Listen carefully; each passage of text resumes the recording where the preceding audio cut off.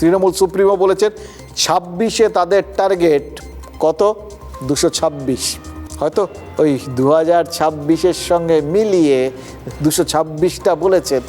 তার মানে কি? তার মধ্যে তো একটা গণতান্ত্রিক ভাব আছে।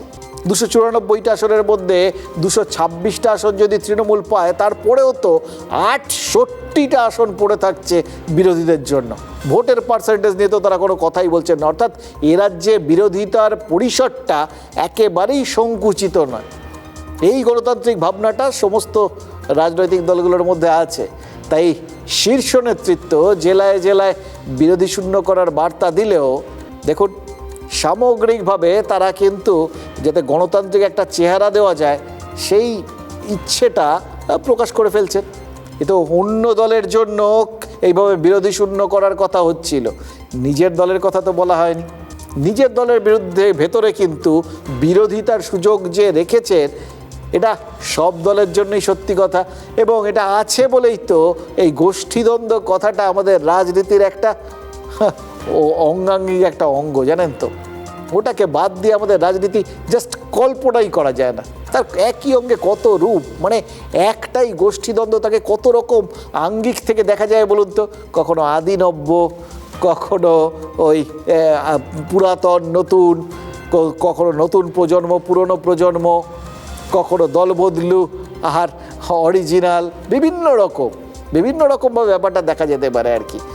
কিন্তু যে কোনো গণতান্ত্রিক পরিকাঠামোয় দেখুন, যেটা প্রাথমিকভাবে কাম্য, অর্থাৎ গণতন্ত্রের প্রাথমিক কথাই তো হচ্ছে মতামত প্রকাশের স্বাধীনতা, সেই জায়গাটা তার মানে রয়েছে। মহিলার গোষ্ঠীদ্বন্দ্ব থাকলো কী করে? এইভাবেই আপনাদের ব্যাপারটা দেখতে হবে। গোষ্ঠীদ্বন্দ্বটা যে কোনো দিন যাবে না, তার কারণ এই মতামত প্রকাশের স্বাধীনতা আমাদের গণতন্ত্রে আছে এবং রাজনৈতিক দলগুলো সেই স্বাধীনতাটা তাদের দলের কর্মীদের দিয়ে থাকেন, নেতাদের দিয়ে থাকেন, সব দল।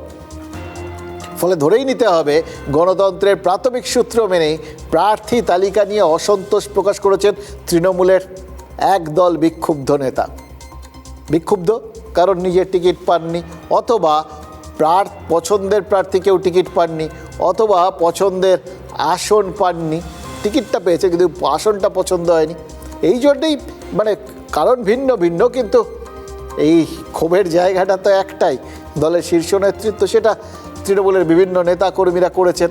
প্রার্থী তালিকা নিয়ে এই যে ক্ষোভ বিক্ষোভ, এটা তার মানে ভাববেন না যে শুধু তাদের দলের লোকজনই করেছে। বললাম না, এই গণতন্ত্রটা অর্থাৎ ক্ষোভ প্রকাশের গণতন্ত্রটা বা দলের ভেতর বিরোধিতার পরিসরটা সব রাজনৈতিক দলের ক্ষেত্রে আছে।